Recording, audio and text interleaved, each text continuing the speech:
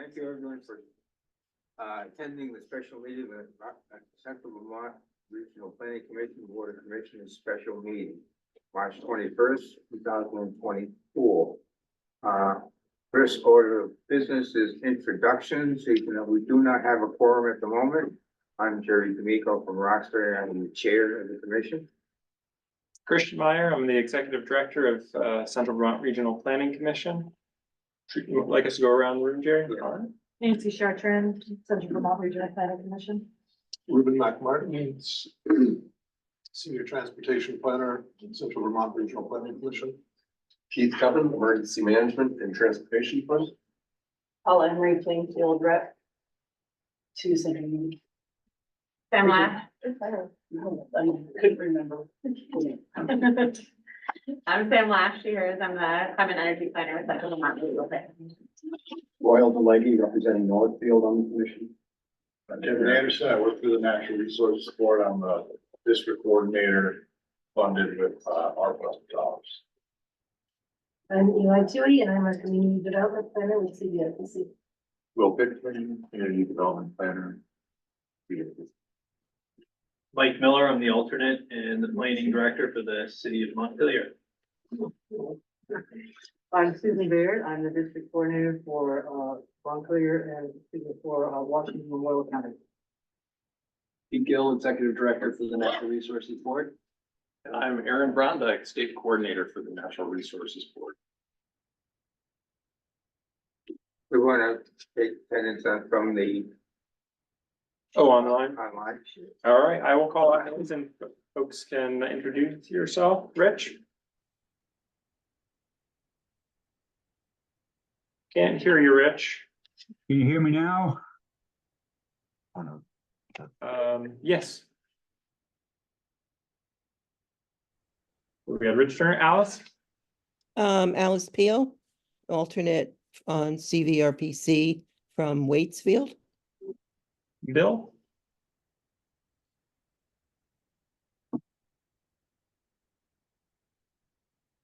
Bill, unmute, mute. You're on mute, Bill.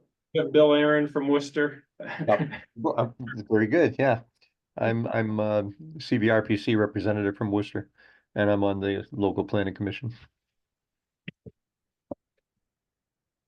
All right, and sorry, everything just all over. And then we have a number of representatives, it looks like, from the public. That I can read off for the record. We have John Keating, Rick Sanborn, Casey Morse, Nikki Sabato, planner for CVRPC, Billy Vigdor, and Lee Catania, representative from the town of Orange for the CVRPC. Thank you. Any adjustments to the agenda? Seeing none or hearing none? Do we want any public comments? Anyone from the public wants to speak? Tonight, we're going to have an Act 250 presentation from the Natural Resources Board, Peter Gill and Andrew Brondike, Aaron Brondike, I apologize. They're going to talk about, well, a little bit about the history and the current Act 250 process. Okay, we're not going to get into the political discussion on ongoing what is it before the legislature right now to make changes to the current Act 250. We're gonna have about a 1 hour presentation, and then we'll open it up to questions from everyone from the public. Okay, just as a quick history, Act 250 was first enacted, I believe, in 1969. It didn't go into effect until 1970, but it was basically preparing a small environmental assessment for each project. It was done because Vermont consists of 254 small towns, or maybe 250 small towns, that without any kind of planning staff, there were very few local regulations, very few zoning. And the state was coming upon, they did have a few local, statewide permits, but it was a clearinghouse to make sure that all projects had met the required permitting process and looked at important things like what was the damage to wetlands or to streams and rivers, air pollution, making sure that there was enough power for a new project you might go in. I'm just gonna pick on when IBM with digital went into the South Burlington and Williston area, just imagine how big those plants were from anything that was here prior to that. We'll be here. Is that a question or? I'm sorry, okay. But anyway, that was just a quick overview. I'll turn it over to Peter and Aaron to let them Great, thank you, make Jerry. their presentation. Yeah, well, first of all, just really appreciate your willingness to have us here and the invitation. We'll start with just a little bit of background. We can go to the. I should introduce, I guess we did. We did our. Aaron and Peter. Yeah, and then we've got Kevin and Susan here, Great. both coordinators who are board. All right, let's get this show on the road. Local sites there. It's taking a little bit to catch up.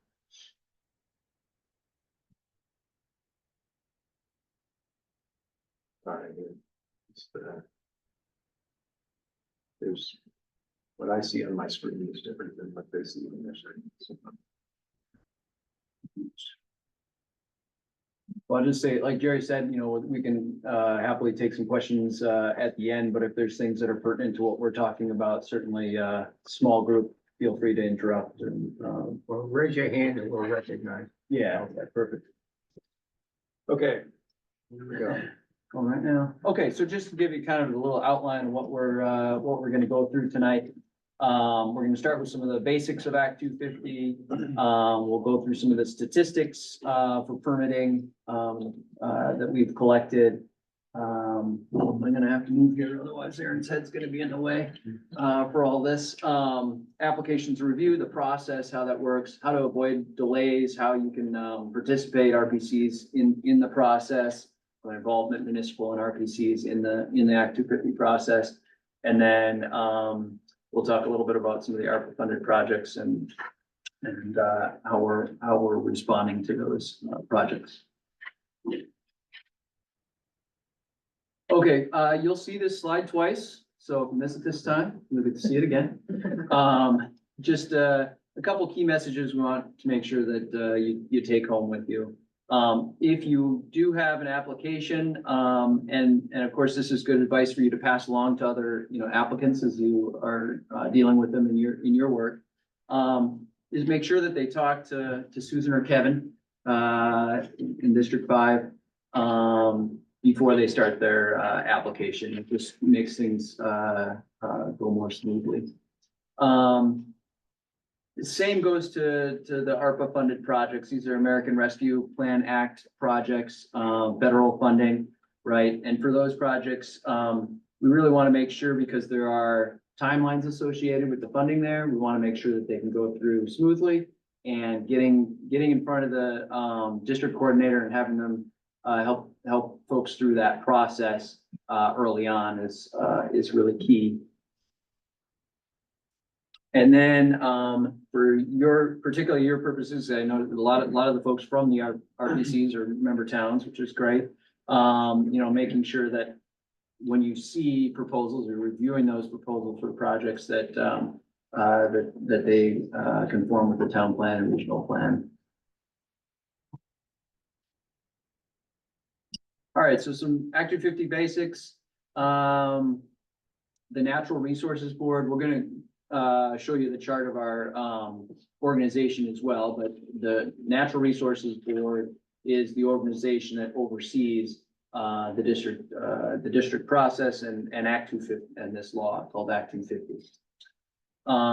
It's a quasi judicial process, so it's not like going to court, but it has some elements of that. So we like to think of it as more citizen friendly process than actually going to court, but it has, this idea of reviewing projects and making sure that they meet these 10 criteria. And we're going to go through those 10 criteria in subsequent slides here.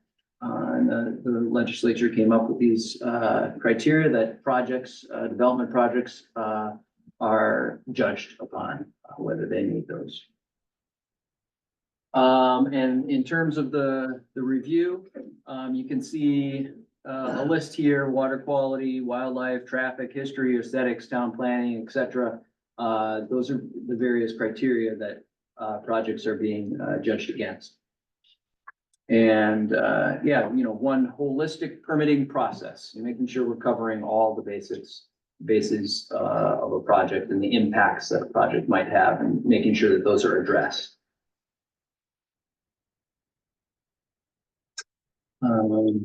Yeah, some photos here to remind us how Vermont feels and looks a little bit different than other states, and we like to think that the Act 250 review process has played a part in that. Burning on the barn, right? There's Bernie on the barn in that last picture, yes. Feel the barn. Yeah, so, I mean, it's based on those different criteria, and again, we're gonna get into those in a little bit more detail in subsequent slides here. But, you know, it really makes sure that we're looking at the natural environment and the impact on humans as well in that review process. And it shapes what the ultimate project will be. So it's this balance, right? Like, there's an economic benefit to having development, and then there's this balance of making sure that that's balanced with the natural resources and human impacts that can come from particular projects.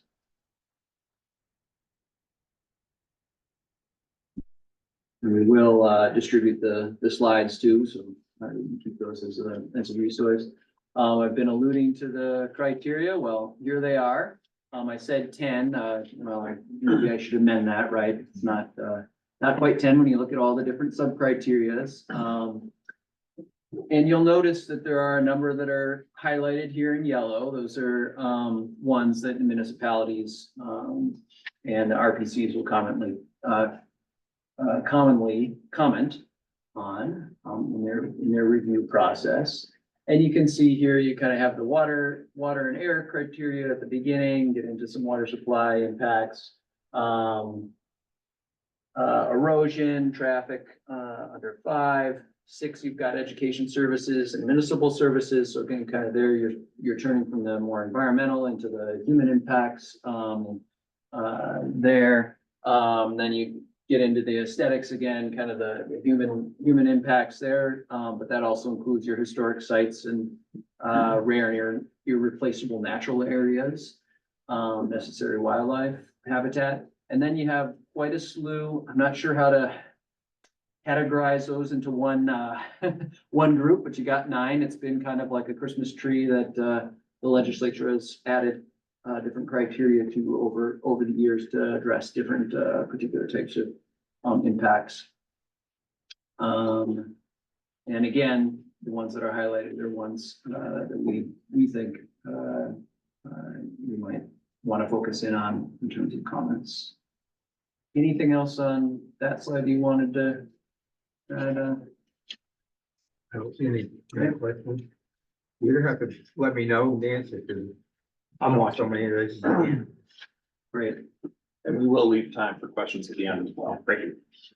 I'm happy to pause too at any point. So we talked a little bit about the criteria that the projects are judged upon. Well, when does a project actually get reviewed under Act 250? That's where we're going here. So what's in, and then our next slide is going to be what's not in. So starting with what's in here, jurisdictional, and you can put them all up on the screen if you want, Aaron. You've got subdivision jurisdictions. So if you've got 10 or more lots or 6 or more lots in a town with permanent zoning and subdivision regulations, then you're jurisdictional. So the idea there, just to parse that out, is if you've got permanent zoning and subdivision regulations, then there's some level of municipal review that is happening already in planning. And so the threshold for triggering Act 250 jurisdiction is increased in those circumstances. You'll see that similar trend with commercial development. If it's construction improvements on greater than 1 acre or greater than 10 acres, again, depending on the town's zoning or subdivision regulations. So again, if they've got that, zoning and subdivision regulation in place already, then that threshold, increases. So it would be up to 10 acres, before Act 250 would trigger. State and municipal projects, a little bit different. They are based on the number of, acres that are used in the project versus the tract of land that, the project is constructed. And that's, as you can see up there, greater than 10 acres of land. Housing projects, that's another, trigger category, for Act 250 jurisdiction. We got 10 or more, units. Does note here in parentheses, higher unit thresholds for affordable housing in state designated areas, which is what we call priority housing projects.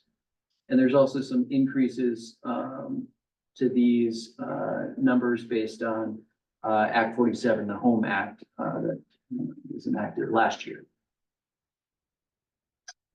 Again, talk with the district coordinators. If you've got a question about a project and whether it, meets a particular, trigger. They can help you out. They can help you out with that, and we do have resources on that on our website as well. So moving down, a couple other ones that maybe a little less common, communication towers of greater than 50 feet. There's some other details on that one as well, but commercial, residential, or industrial development above 2,500 feet. So that's one where you've probably been hearing, if you've been following some of the legislation, about location-based jurisdiction. This is an item of location-based jurisdiction that we currently have in existing law. So if you are at that elevation threshold and you're doing commercial, industrial, residential development, you would trigger jurisdiction automatically. So again, it's not based on the size of the parcel in that instance, it's the elevation, the location of that project. There's two other that are somewhat similar and related. You've got material change. So that's where you already had an Act 250 permit. Jurisdiction has already been triggered on a project and you want to make changes to that project. That would, Act 250 jurisdiction, you need an amendment for your existing permit if you've made what we call a material change to that project. Substantial change. This is kind of the grandfather provision. So as Jerry was saying, pre 1970, there was no Act 250. So you can imagine that there was already some development or subdivision that had already occurred in the state. And if those change and make a substantial change to those, then they would require a permit.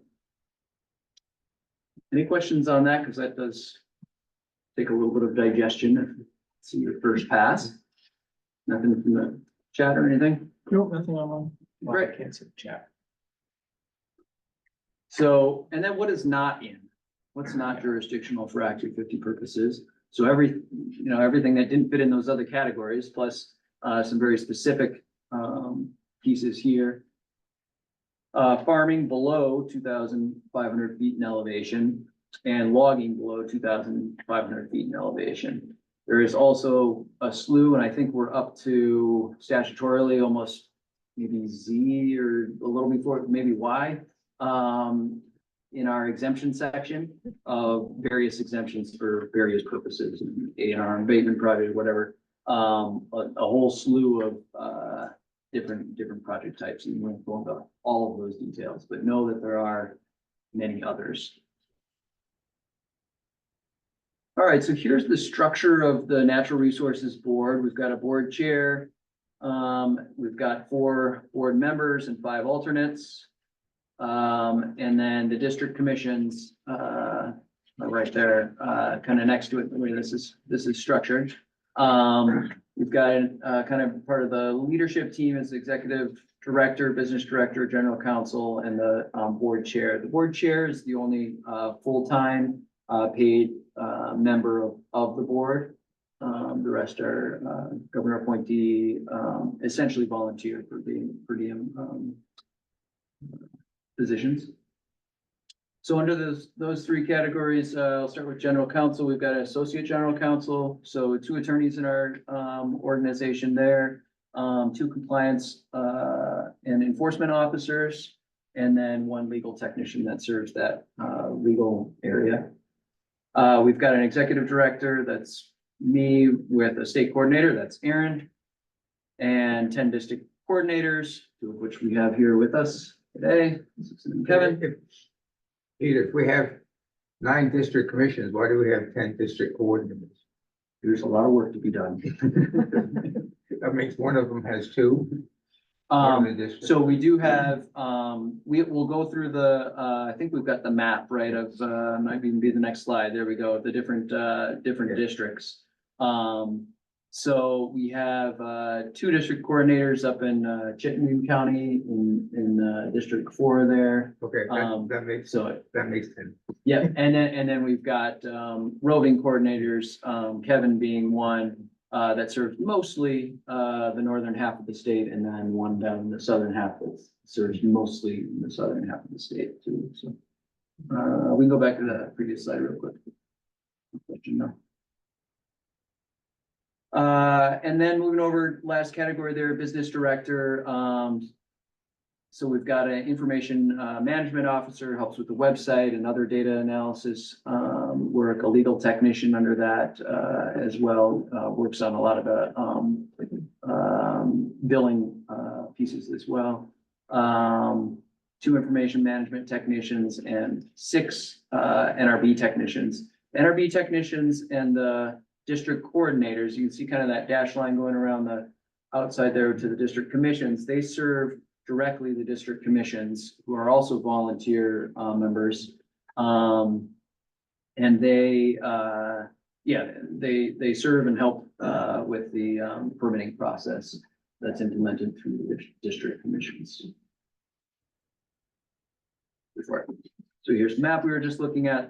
That's the dividing lines. You can see roughly along county lines with some aberrations here and there. Windsor County, Washington overlap with Orange there. I think there's a couple other little ones that aren't here on this granularity with this map, but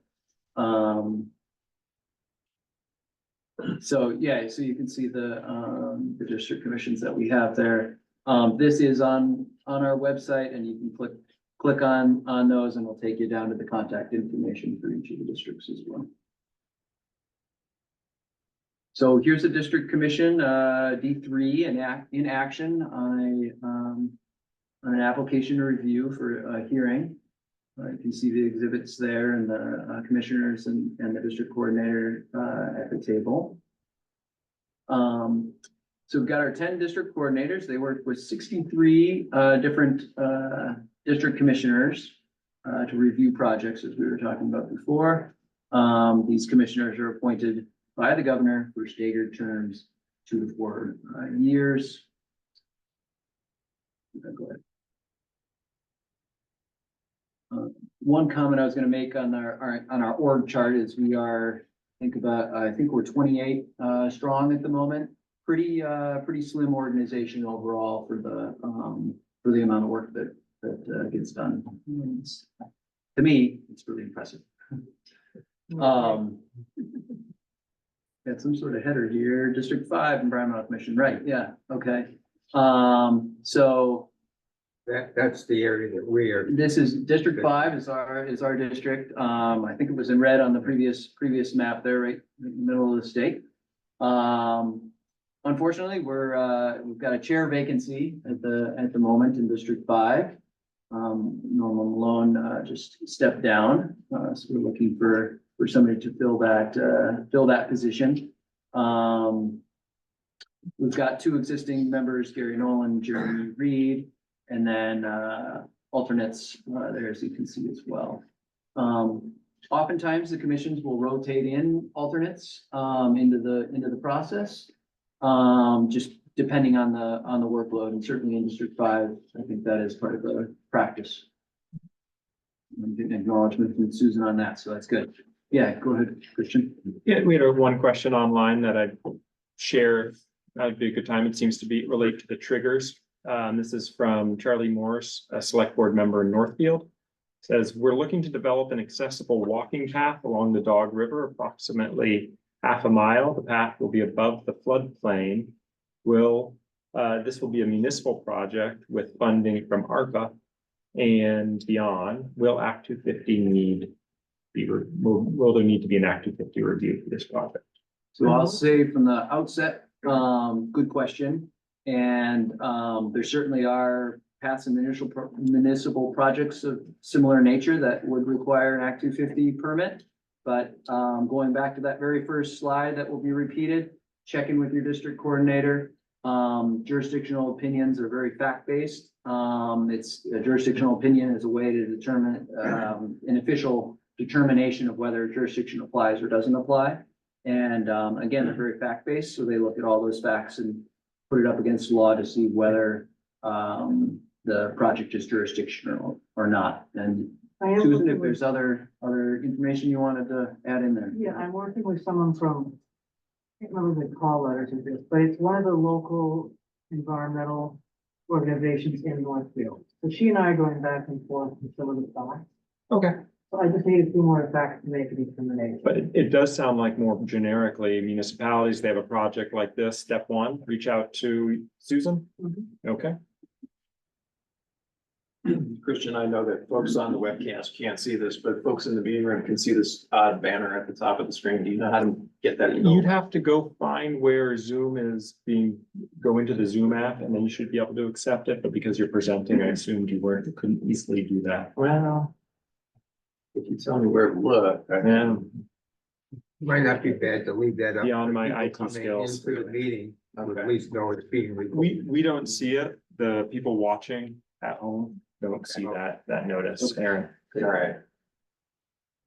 Anyway. Yeah, so that's your District 5 commission. And I'm gonna hand the panel over to Aaron. All right, thanks, Pete. This is where I typically take over. Aaron Brondike, your Act 250 State Coordinator. We're gonna talk about the structure of Act 250 and how we go about reviewing applications. First of all, as we've alluded to several times, your Act 250 District Coordinator is like your navigator through the process. We have Susan Baird here, who is the District 5 Coordinator, and we have Kevin Anderson, who is a roving District Coordinator. Their role in permitting is threefold.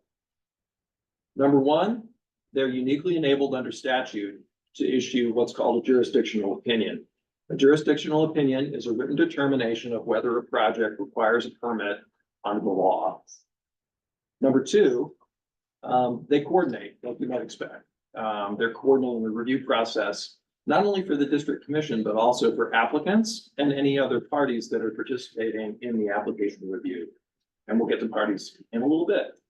And finally, their third role as a district coordinator is to act as clerk, kind of like the way the clerk in a court helps the judge to write up a decision. The coordinator helps the commission write up their decision on an application. Now, if we have any municipal officials in the room or listening, feel free to reach out to your district coordinator at any time for guidance about whether a specific municipal project will require an Act 250 permit or amendment, but please don't advise people about whether their project will require an Act 250 land use permit or amendment. I know folks come into town offices often and they say, I've got this project. Do you think I'm going to need an Act 250 permit? Please refer them to a district coordinator.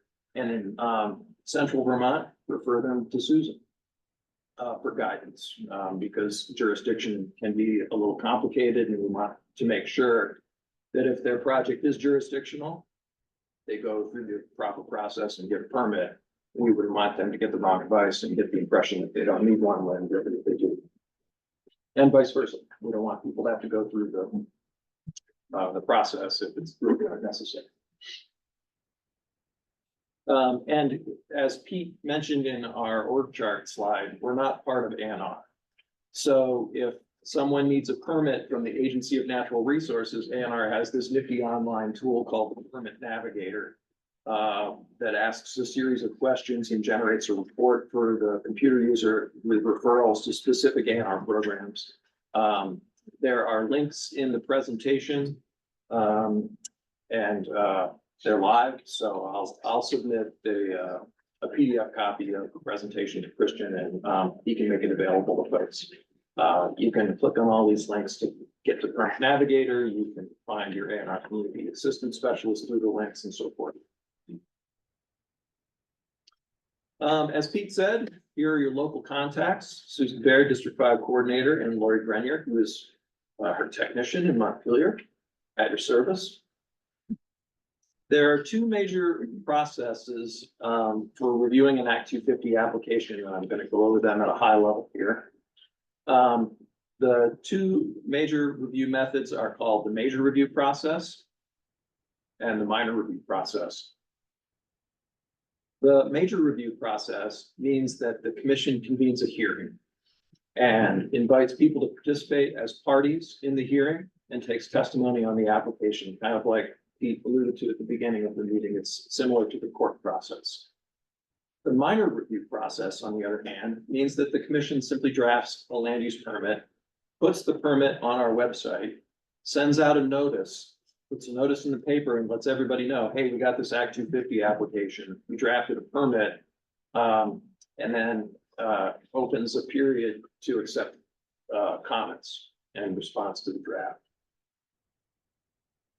There is a third way to review applications for amendments to existing permits. It's called administrative amendment. We do a fair number of them, but we try to keep it to a minimum because it's really intended to be used exclusively for record keeping purposes and to authorize very minor revisions to permitted projects raising no likelihood of impacts under the Act 250 criteria. Administrative amendments are kind of fast tracked. They're for very minor things. You know, we got an updated wastewater permit or something like that. We're going to incorporate that into the record. Can we get another year to extend our construction completion deadline, things like that. The administrative amendment process is not suitable for enlargement of a building footprint or anything that involves ground disturbance. And there's a link to the administrative amendment guidance in the presentation if you're interested in learning more.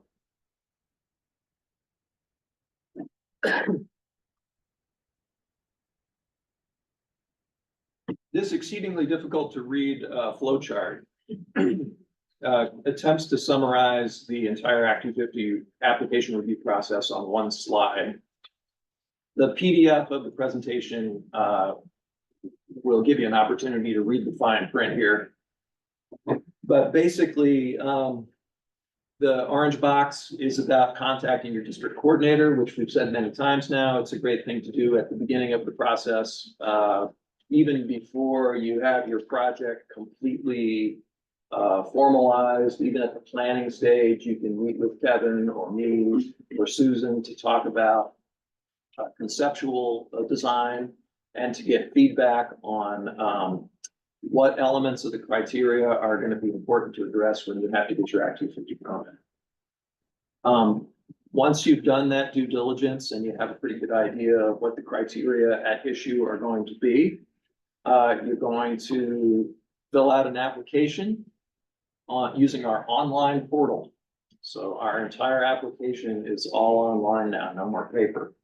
And that's, believe it or not, a relatively new thing for us within the past couple of years. The online portal will send your application to the district coordinator.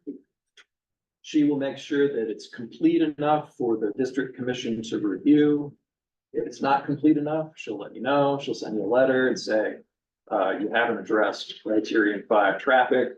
I need more information on how many trips your project's going to generate or whatever the issue is. Once the application is complete enough to review by the district commission, she will alert the commission that the application is complete. The commission will then decide which of those 3 application review processes to utilize. You see the first column on the left there is that administrative amendment bypass that I mentioned earlier. Again, those are for exceedingly rare, exceedingly minor types of changes to existing permitted projects. And you see the 2 major lanes there in the middle and on the right, the minor review process and the major review process. In either of those two, processes, all the neighbors that adjoin the project site are going to get notice that an application was filed. And, the commission is going to notice the application in the local paper. You can see with the minor review process, we have a 20-day notice period. And in the major review process, the commission goes to the hearing. Either at the end of the hearing or at the end of the 20-day notice period, the district commission is going to deliberate on the application and render its decision. They're either going to approve the land use permit or they're going to deny the land use permit. And on average, less than 2% of all Act 250 land use permit applications are denied. The vast majority are approved. 0.2%. I can't read the fine print. I'm trying really hard, but even on the screen, even on my own screen, I can't read the fine print. I have a question. if it's Yeah. appropriate. You have 9 commissions throughout the state. Yes. How do you achieve consistency in the decisions? It's a quasi judicial process, Right. so I'm assuming that there's some interpretation There is. around. Yeah. And if there is an ambiguity that's decided by one commission, does that set a legal precedent for the others? Great question. Part of my job is to encourage all the commissions to exercise some level of consistency. And to that end, we have a district commission training manual online that I'll link to at the end of the presentation that goes through each of the 32 criteria and sub-criteria one by one. Describes the burden of proof under each criterion. It cites case law from the courts on how different issues under each criterion have been decided. And it gives the commission's guidance about what evidence is sufficient to find that a particular application satisfies those criteria.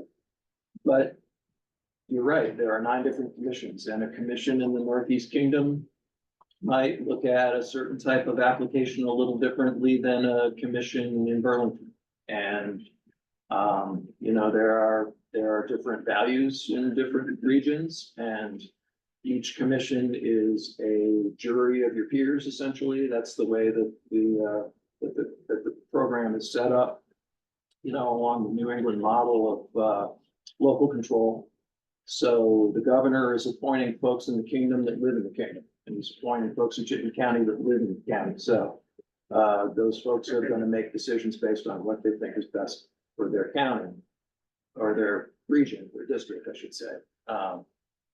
But we do have, we're always trying to improve our guidance materials to encourage consistency.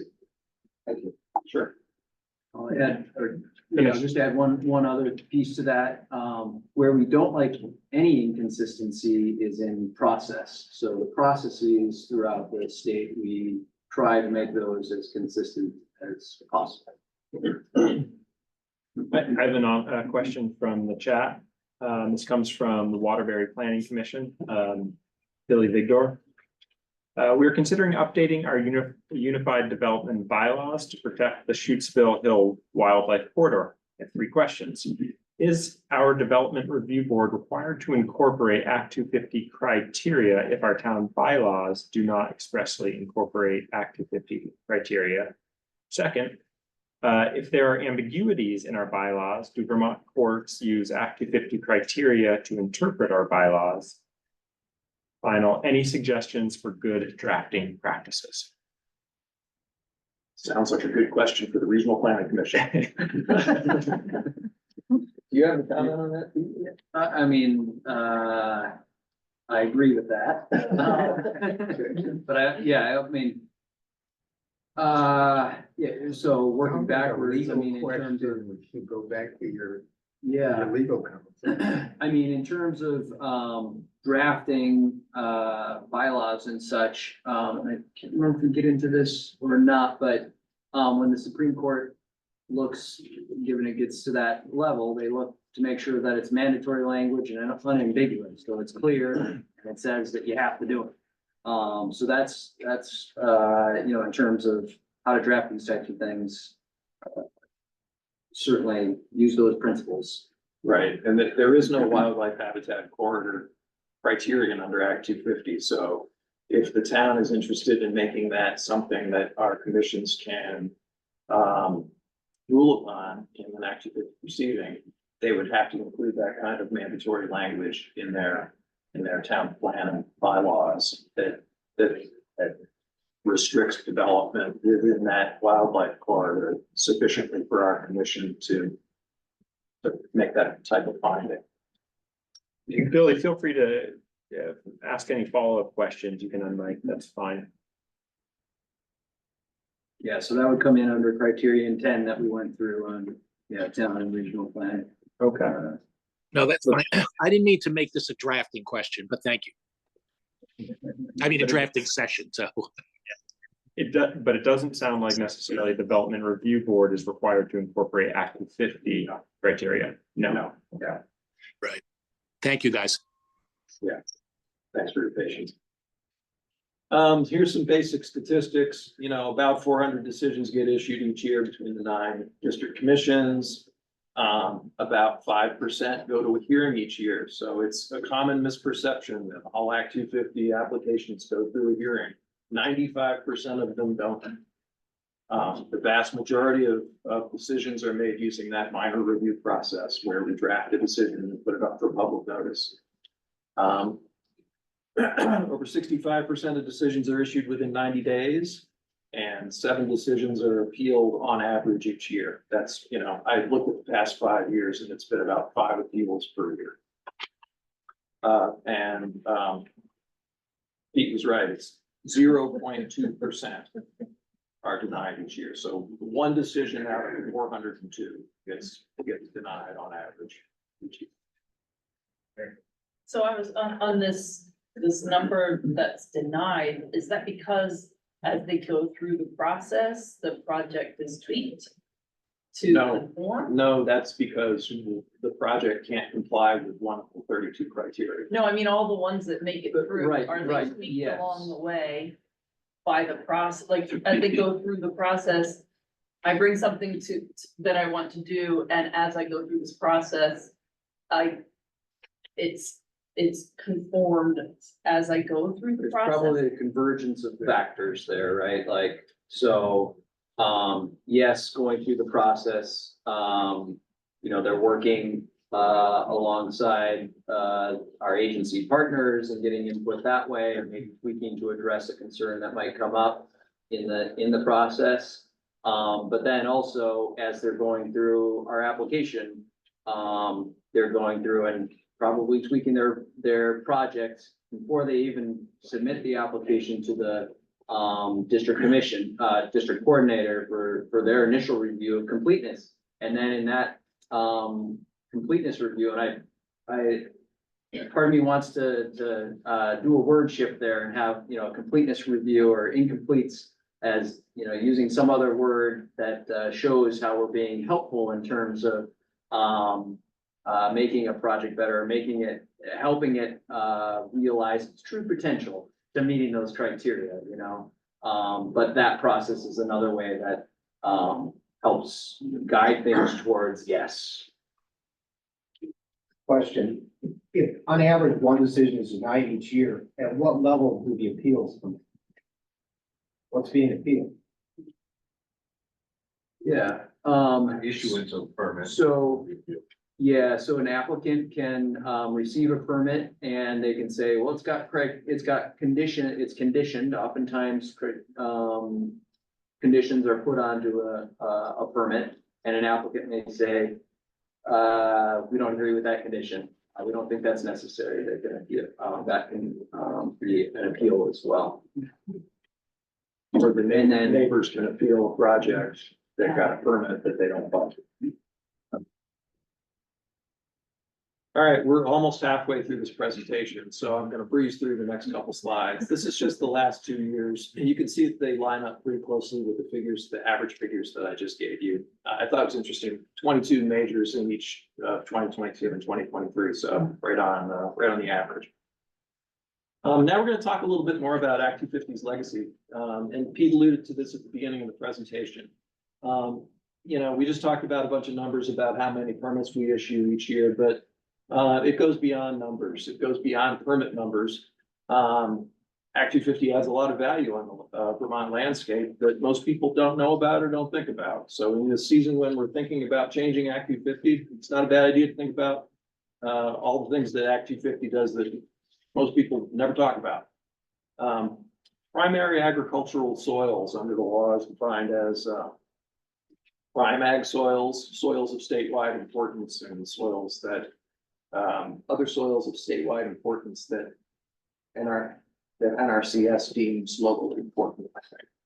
So in 2023, Act 250 permitting resulted in $941,000 worth of ag soil mitigation payments that went to the Vermont Housing and Conservation Board. And those dollars have to be used to leverage farmland conservation in the district where those soils were developed.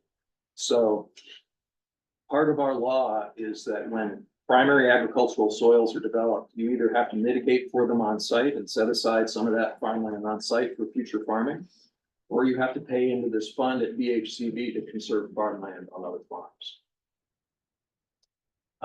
We have another authority to issue these transportation mitigation payments, and just in 2023, developers are going to transfer $233,000 in transportation mitigation payments to this V-Trans fund that's used to fund future road improvements in areas that are impacted by the traffic that those projects create. In 2023, Act 250 helped to protect 14 archaeological sites.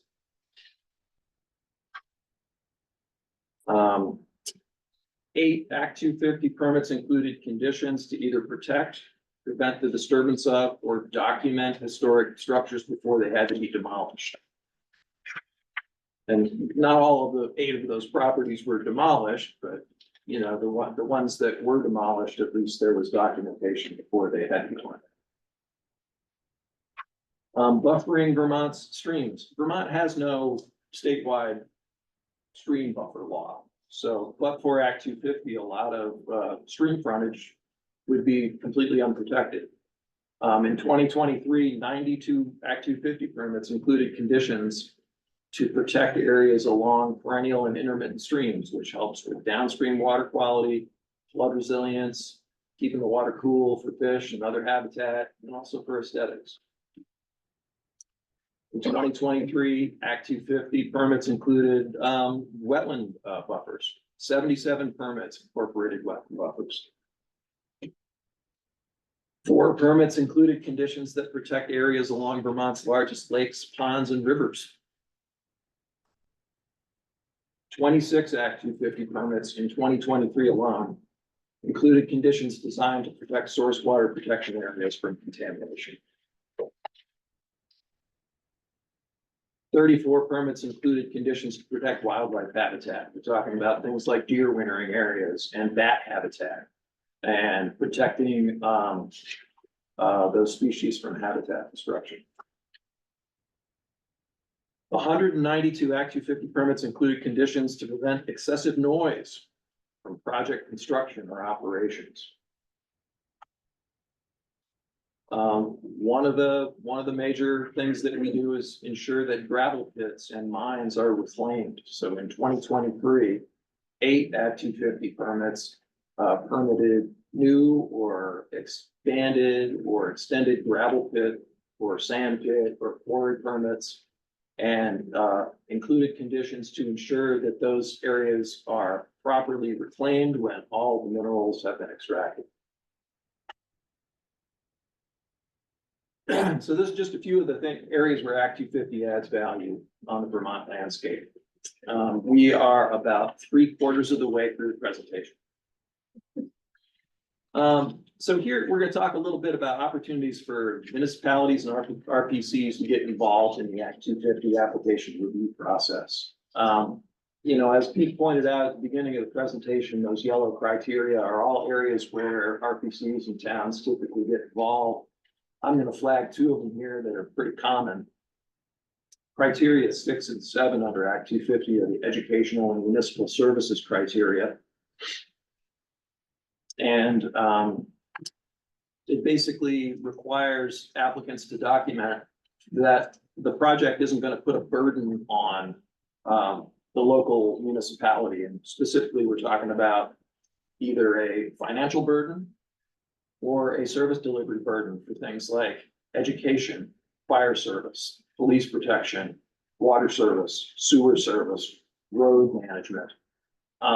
The Act 250 Commission cannot deny a permit under criterion 6 or 7, but they may impose conditions to alleviate any burden created by the project. For example, we have some communities, believe it or not, that are running out of school capacity. And, you know, if a big residential development goes in some of those communities, we've got school superintendents now saying, we don't have capacity to serve these students. So it is entirely within the authority of the Act 250 District Commission to impose conditions about school mitigation payments, fees, or requirements that applicants help pay for affordable classrooms or, you know, that's just one example. Criterion 10, as Pete said, is the local and regional plans criterion. And like Pete said, when commissions look at local and regional plans, they're looking for mandatory and specific language, which I know is challenging because regional plans and town plans are somewhat aspirational by nature. But if we have an application where there are certain plan provisions that pertain to a specific area where the project is proposed, and someone wants to make a case that those town plan provisions should prevent the development, they're gonna have to demonstrate that there's mandatory language in the plan that will prevent the development from moving forward in that configuration. So commissions are looking for language like shall and must, rather than language like should and strongly encourage, which are considered non-mandatory.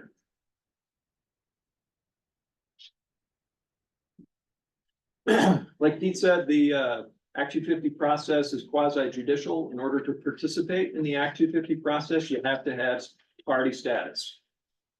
And party status is similar to what's called standing under other portions of the law.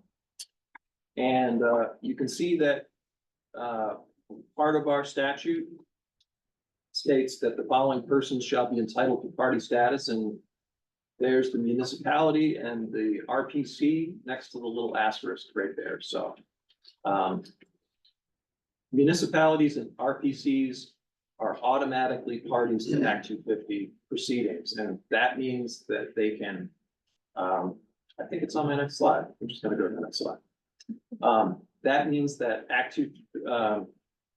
RPCs and towns are going to get an email notice when an application is received. So as soon as Susan or Kevin receive the application from our online application system, the town and the RPC are going to get a notice that says District 5 just received an application. So you can log into our database at that point and look at it even before it's complete if you want to. Once the district coordinator deems the application complete, the district commission will determine how they want to review the application. Is this going to be a major review with a hearing, or is this going to be a minor review where we're going to draft up a draft permit? And then they're going to send out that notice. Statutory parties are going to get that notice via email. So the RPC is going to get an email that says, District 5 got an application. We're starting a 20-day public notice period right now. And then during that public notice period, statutory parties can provide written comments. So, and statutory parties automatically have stats to participate. If you're not a statutory party, you need to request permission to participate. You need to petition for party status. But RPCs and towns are already parties, so you don't need a request. You can just participate. You can send in comments to the commission on the project, and commission certainly appreciate and encourage that. Or the town or the RPC can request a hearing if an application is posted using the minor process and there's a draft permit up there and the RPC or the town has a major issue with it, they can ask the commission to schedule a hearing. Out of curiosity, does that go to Jerry or Christian, or what's the practical piece of that notice? That It would go to the, Who go gets, to the commission as what a do you whole. want, guys, it go straight to Will? Yeah, Okay. Will and Nancy gets it as well. We maintain just a database of those. Yep. People often ask me, how can I make the Act 250 review process go smoother? And, these are general guidance for applicants. I know we have mostly, municipal and RPC, participants on the call tonight, but if an applicant approaches you and says, how can I get through Act 250 more easily? Encourage them to engage their, neighbors and stakeholders as early in the process as possible. And that is just project management 101. You know, if you've got a project and you think it might be controversial, talk to the neighbors, say, I'm thinking about building this thing, and any other stakeholder that might be interested in the project, listen to their concerns and try to address their concerns in the design of the project. During project scoping, meet with your district coordinator as well. And if you can, try to design the project to address all the Act 250 criteria. I know Susan and Kevin and I look at concept drawings all the time. We sit down with developers and prospective applicants and say, you know, I see you want to put this outbuilding here. That's within a riparian zone along the brook. That's going to be at least a 50-foot buffer from the edge of the top of the bank. I would suggest you move that out of there. You're going to run into conflicts with Act 250 criterion 1E or whatever.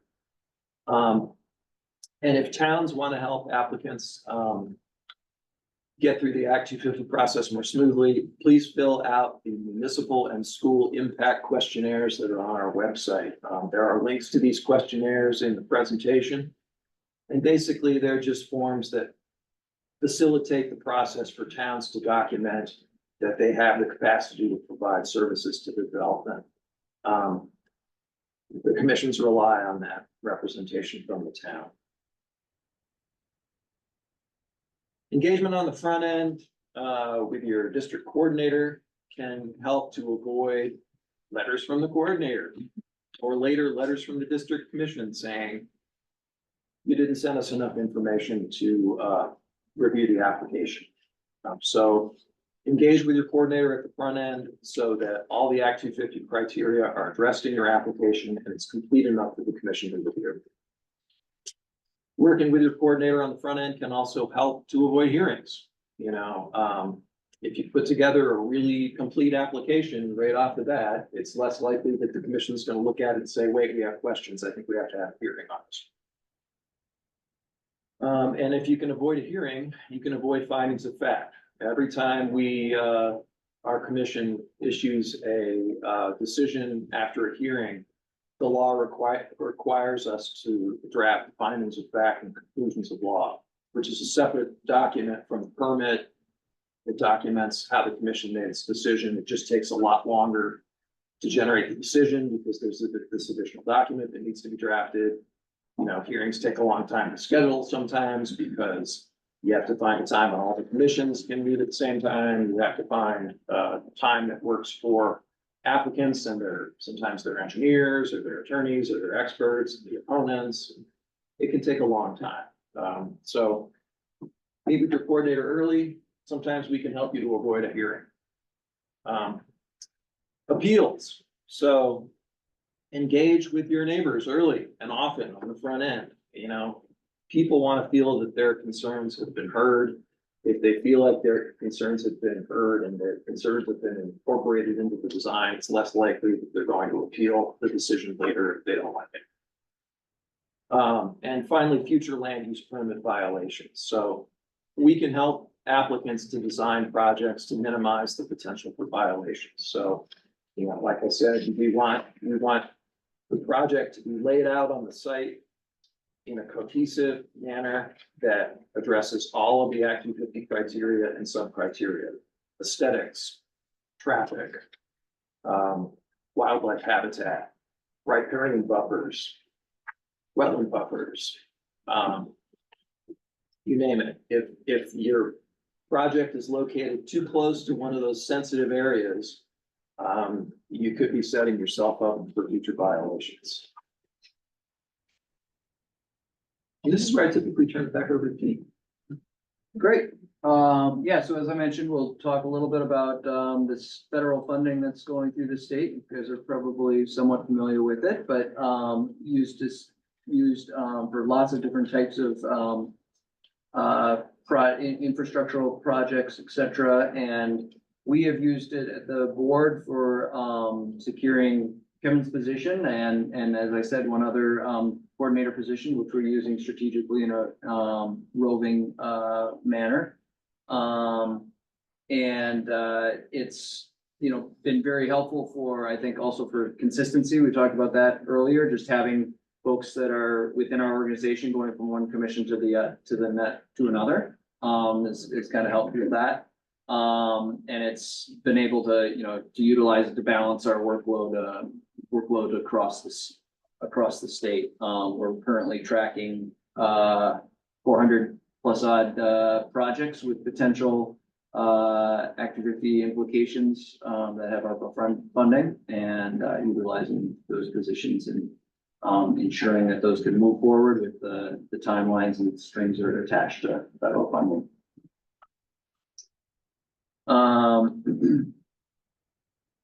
So a couple of other highlights just in the program that we've had in recent time that I wanted to highlight.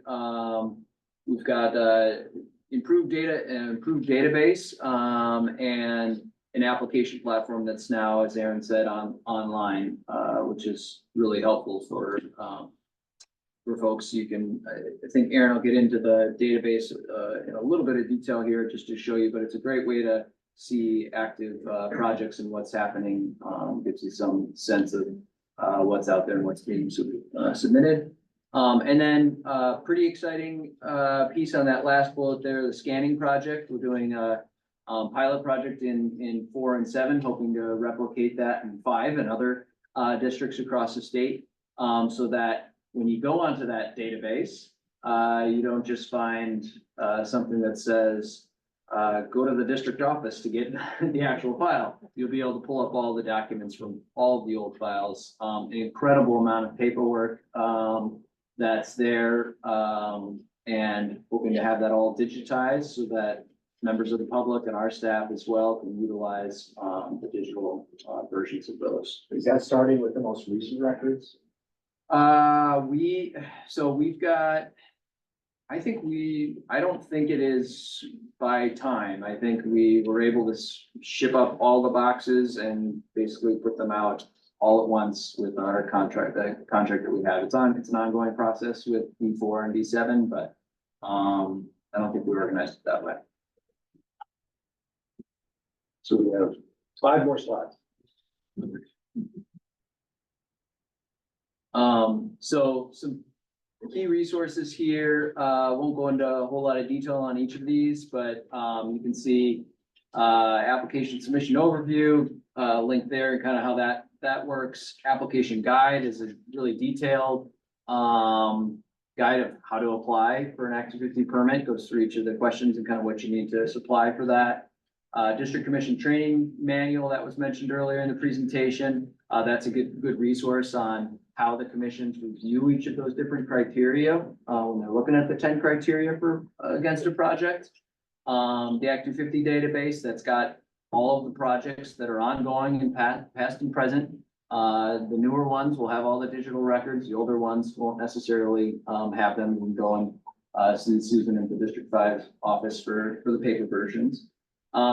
And then we've got some links here to our partners, ANR and VTrans and Agency of Agriculture and ACCD, on how those are links in kind of how they're looking at the criteria that are of their subject matter jurisdiction and good resources in each of those.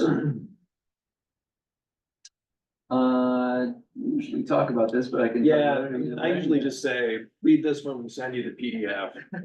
We have an electronic mechanism that folks can sign up for to see everything that we're working on in the current week and for the prior 2 weeks. So if you're interested in signing up, go onto our website, follow these directions, and every Monday morning, you'll get a list of all of the applications that we're working on and all the jurisdictional appointments that we're working on or have issued over the past 2 weeks.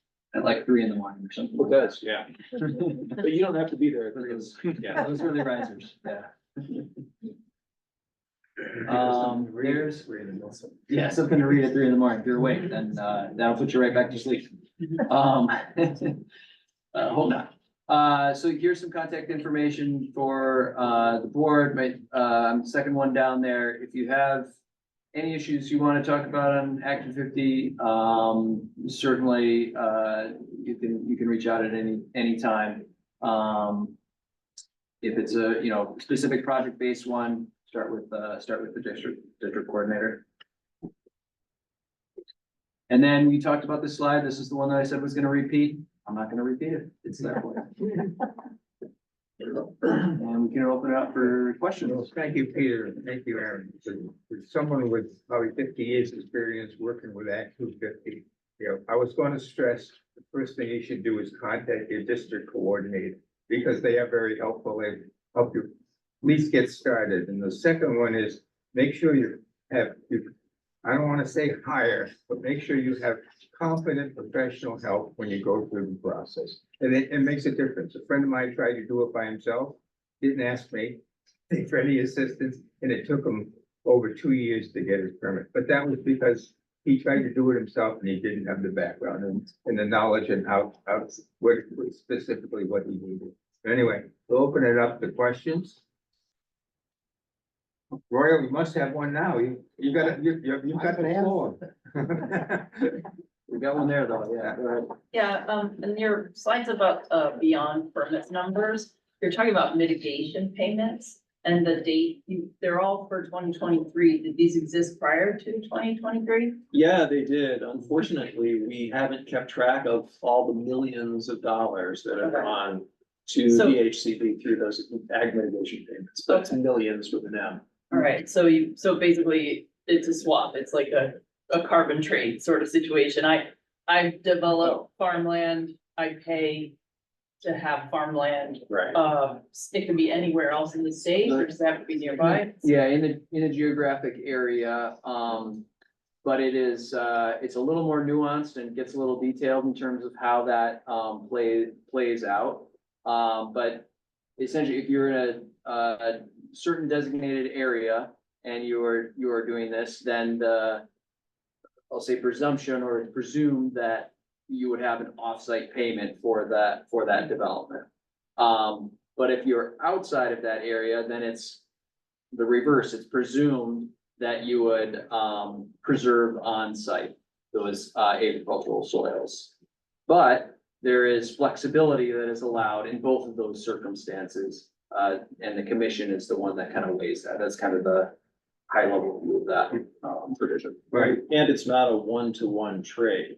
If you develop 3 acres, you might have to mitigate for 9 acres. It depends on the quality of the soil that you're developing. And there's a formula for that, and we work closely with the Agency of Agriculture on that. It's either a 2-to-1, it's a 1-to-1 ratio in certain circumstances, a 2-to-1 ratio in certain circumstances, or up to a 3-to-1, but not anything beyond that. And that's all by statute. Right, and you should, mention, it. Once you lose these resources, whether it be agriculture, whether it be wetlands or archaeological sites, they're gone forever. Right. So, I mean, that's the whole purpose of making sure there is some mitigation of these. That's land, they're not making it anymore. Right, and Yeah. you did mention wetland mitigation. One project I worked in, we ended up paying the National Audubon Society, Vermont Audubon Society to protect certain species. For the loss of the wetland? For the loss of the wetland. The ag mitigation payments are based on the average cost per acre of selling a conservation easement over farmland in the district during that year. Okay. Agency of Ag keeps track of conservation easement sales, so it's kind of a fair market value of the development rights of those acres. Ruben? That's what I was going to ask. This sounds like a purchase or transfer of development rights by other means. It's a payment for the value of the development rights to VHCB to be held to purchase easements over other farms. It's mine. Some questions on that. Yeah. Go for it. Oh, we got Lee and then Alice. Lee, go ahead. Yes, that was a very good presentation, and I was wondering, is there an online, can we review that online, or can you send it to the Regional Planning Commission so they could post some on their website? Yeah, Lee, we have it, and we apologize. We meant to have it on the website before tonight, but in the shuffle just got overlooked. We'll make sure we send a reminder to all commissioners, but also we'll post it to our website. Okay, thank you very much. It was a very good presentation. Thank you, Lee. Alice? Yes, hi. First, hi there, Kevin. I would highly recommend, yes, I would highly recommend Kevin Anderson, who is our district coordinator. I've worked with him for many years on the Waitsfield Planning Commission. And I'm sure if you have a question, Kevin's going to answer it and help you through the process. So I just wanted to say, hi, Kevin. And I'm not in the hospital. But I do have a question. I've been following along on Act 250, issuing an Act 250 permit for a commercial project or a recreational project. And so when you issue an Act 250 permit for some kind of construction project, does it always have it's going to be built by this date? And then if it's not, you would then apply for an extension? Would that always be the case? Yes. Okay. The law states that if a project is not commenced within 3 years, then it automatically is, like abandoned, considered abandoned. All right, So that was that's- my other question. Yeah, so there's that, and then there's also a construction completion deadline that we build into every permit that gives each permittee a certain number of construction seasons to finish their project. And if they don't finish by that date, then they do need to come back to us to ask for an extension, which is typically granted. But Okay. the purpose of the construction completion deadline is to make sure that the project gets completed in a timely manner, because laws and regulations are constantly evolving and sometimes getting more strict. Wetland boundaries shift from time to time, and stormwater regulations shift, and we don't want a project to sit there for 10 or 15 or 20 years without being constructed, and then somebody to resurrect the application and say, or the permit and say, I've got this permit. We want the projects to be permitted under current regulations. Okay, and say you had a permit that you got and you did do some of that construction, okay, or you did the construction that you applied for. Then say you want to go back to that same construction and enhance what you're going to do, say, I want to do more, I want to make it a bigger project, I want to do this and that. Would that be a whole new application? It might, that would be the case where you'd need to, where the permittee would need to come back to the district coordinator and ask for an opinion about whether this is a material change to the permitted project that requires an Act 250 permit amendment. And if it requires an amendment, then it does require a new application. Okay, thank you. You're welcome. You may get the question, Kevin. Thank you all. Christian, any more questions? No other questions on Zoom. All right, well, thank you very much. We appreciate the input. I hope it was informative for everybody in the audience. We should have a little bit more background. It's always amazed me how little people understand about the whole permitting process.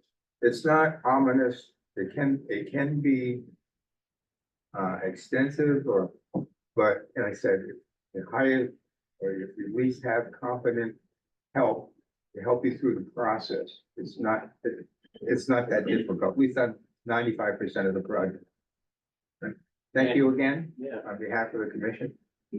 Thank you all. All right. Thanks for inviting us. We're all very nice and very approachable, so call any of us anytime. We're all happy to answer your questions. Yeah, Aaron said humbly.